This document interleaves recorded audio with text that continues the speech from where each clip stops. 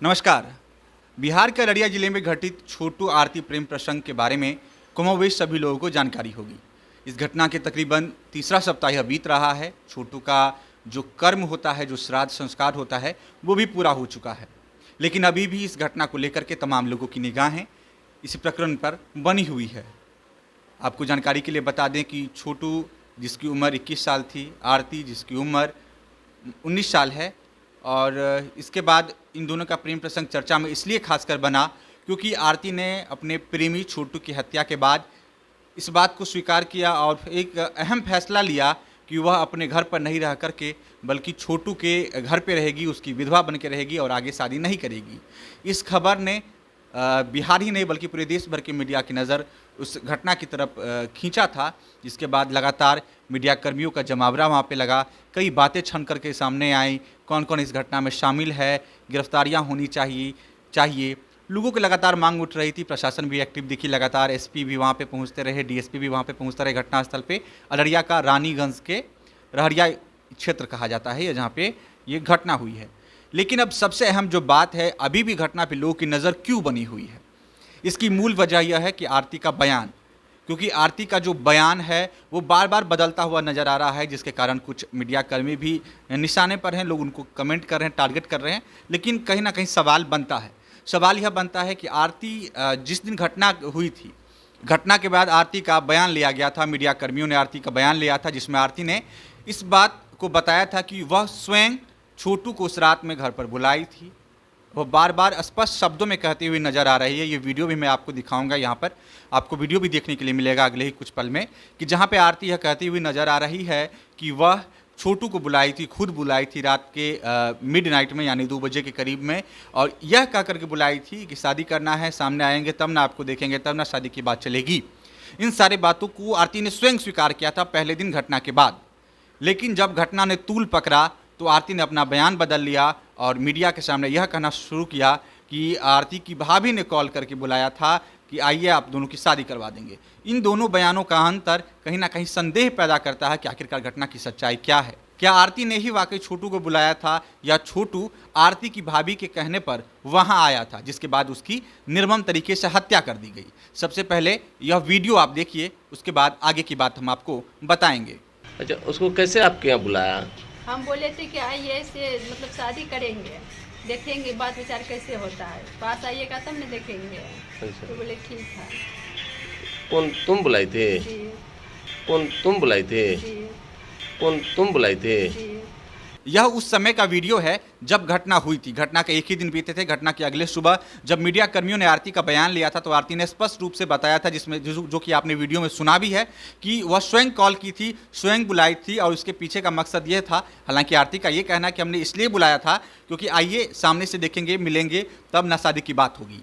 लेकिन उसके कुछ ही दिन बीते जब मीडिया कर्मियों का जमावड़ा लगना शुरू हुआ तो वहाँ पे आरती ने सबसे बड़ा विलन पहले तो अपने भाई को बताया, फिर उसके बाद अपनी जीजा जी और उसके बाद अपनी भाभी को।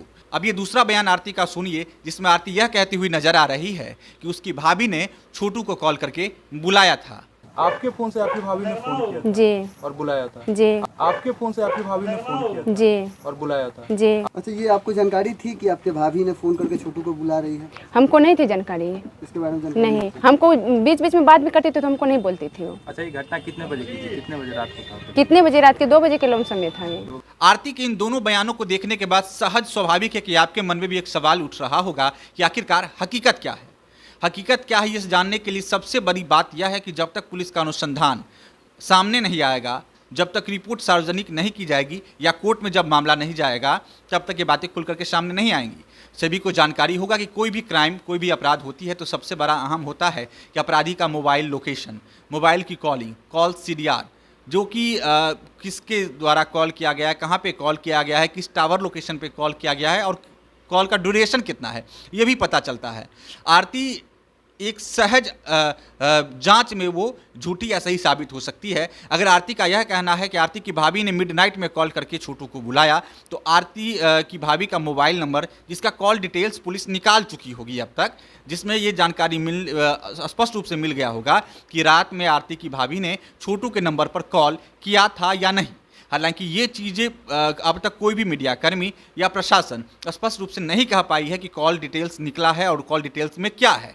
अगर कॉल डिटेल्स में आरती की भाभी का नंबर होगा और उसके आरती की भाभी अपने नंबर से छोटू के नंबर पे कॉल कर रही होगी रात में, तो स्वाभाविक है कि आरती की बातें, दूसरी बयान वो सच होगा कि आरती की भाभी के कहने पर बुलाया जा सकता है। इस बात की जांच होगी आगे। लेकिन अगर कॉल डिटेल्स में आरती की भाभी का नंबर से छोटू के नंबर पे कॉल नहीं गया होगा तो यह आरती के लिए सबसे बड़ी मुसीबत बनकर सामने आएगी, क्योंकि बार बार मीडिया हो या प्रशासन हो या हर जगह यही कहा गया कि आरती की भाभी ने हत्या करवा दिया, आरती की भाभी ने कॉल किया था ये कि आप दोनों की शादी करवाएंगे, इस तरह की बातें सामने आई है।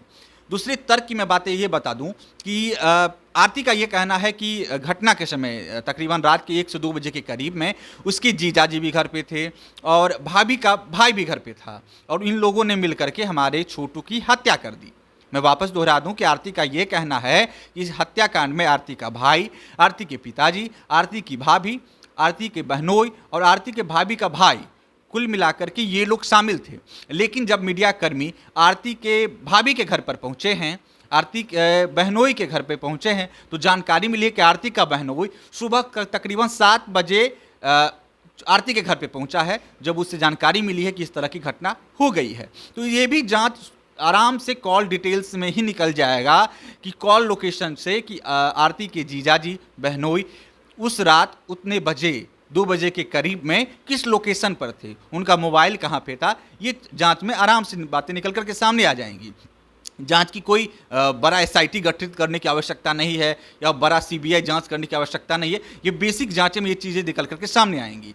अब रही बात आरती के लिए मुसीबत। आरती के लिए मुसीबत की जहाँ तक बात करें कि आरती ने स्वाभाविक है कि संवेदनाएं लोगों से ली है, लोगों की संवेदनाएं आरती के प्रति है, क्योंकि आरती ने जिस तरह से कलेवर दिखाया है, हिम्मत दिखाई है, घटना के बाद वह उन्होंने कहा कि मैं विधवा बन करके छोटू के घर पे रहूँगी और वो रह भी रही है। उसके बाद आरती के पिताजी ने भी कहा कि मैं उसे बेटा मानकर पालूंगा, रखूँगा, उसका सारा काम करूंगा, शिक्षा कराऊंगा, या शादी की करने की बात होगी शादी करवाऊंगा। यहाँ तक कि उसकी जो तबीयत बिगड़ी थी घटना के बाद से छोटू के पिताजी ने ही उनका इलाज भी कराया था आरती का। तो सब कुछ उन्हें मिल भी रहा है, प्यार मिल रहा है, लोगों का सहयोग भी मिल रहा है। लेकिन आरती घुमा फिरा करके अपने ही बातों में, अपने ही बयानों में फंसती हुई नजर आ रही है। और जो कि इसी चैनल पर आपने पिछला वीडियो देखा होगा कि जो कि आरती के परिवार, मतलब आरती के अनुसार जो उनके प्रेमी छोटू का आरोपी है, उनके पिताजी, उनके परिवार के लोग, उनके पक्ष से वकील हैं पटना हाई कोर्ट के शिवनंदन भारती, प्रसिद्ध अधिवक्ता हैं। उन्होंने कानूनी तौर पर इस बात का दावा किया है कि महज चंद दिनों में तमाम लोग जेल से बाहर होंगे। इसके पीछे की वजह उन्होंने ये बताई है कि आरती खुद स्वीकार कर रही है कि घटना को मैंने प्रत्यक्ष रूप से नहीं देखा, मैं बंद कमरे में थी। और वकील का स्वाभाविक है कि कानूनी तर्क वो लोग देंगे, यहाँ पे भावनात्मक बातों में कानून नहीं उलझती है। उसमें ये वो अपना तर्क दे रहे कि हो सकता है कि छोटू गलत काम कर रहा हो, उसके लोक लज्जा के भय से वो खुद को कमरे में बंद करके, खुद को करंट लगा करके खुद की जान ले ली। हालांकि ये जांच का विषय होगा, लेकिन वकील साहब जो तर्क दे रहे थे उसको भी सिरे से नकारा नहीं जा सकता है। वो इस बात को साबित करने की कोशिश करेंगे, भले ही वो चीज़ सही हो या गलत हो। उसके विपक्ष में आरती के तरफ से या छोटू के पिता के तरफ से जो वकालत होगी, जो वकील होंगे, उन्हें ये साबित करना पड़ेगा कि छोटू की हत्या की गई है, साजिशन हत्या की गई है। साजिशन हत्या की बात मैं आपको समझाने की कोशिश करूं तो साजिशन हत्या की बात ये समझिए, साजिश तब साबित होगा कि जब आरती की भाभी कॉल करके उसको यह कह करके बुलाई हो कि आइए हम आपकी शादी करवा देंगे, इसके लिए आपको बुला रहे हैं। लेकिन ये चीज़ें कह करके उसके साथ गलत घटनाक्रम का अंजाम दे दिया गया। लेकिन पहले साबित करना होगा कि आरती की भाभी ने कॉल किया था, उस कॉल में ये चीज़ की जानकारी थी कि आइए आपकी शादी करवा देंगे, तब ये साजिश होगी। लेकिन अगर छोटू स्वयं या अपनी इच्छा से या आरती की इच्छा से वहाँ पे पहुँचा है, किसी के परिवार के किसी के घर में घुसा है, तो वकील के तर्कों की बात करें तो वो स्वाभाविक रूप से कहते हैं कि हाउस ब्रेक एट मिडनाइट, मतलब मध्य रात्रि में अगर कोई घर में घुसता है, घर को तोड़ के या कैसे भी प्रवेश करता है, तो ये घर की सुरक्षा की बात हो जाती है। वहाँ पर कोई भी व्यक्ति अपने घर की रक्षा करने के लिए घर के सदस्यों की रक्षा करने के लिए वो अगर किसी तरह की गतिविधि को अंजाम देते हैं, सडन वो रिएक्ट करते हैं, उस रिएक्शन में अगर किसी प्रकार की घटना घट जाती है तो एक ग्राउंड बनता है कोर्ट में खुद को फाइट करने के लिए, खुद के पक्ष से। और वकील ने यह भी कहा है कि हो सकता है कि वो डकैती करने के लिए आया हो, तो स्वाभाविक है कि परिजन उस चीज़ का अगेंस्ट करेंगे, उस चीज़ को रोकने की कोशिश करेंगे। इस तरह की घटनाक्रम होती है।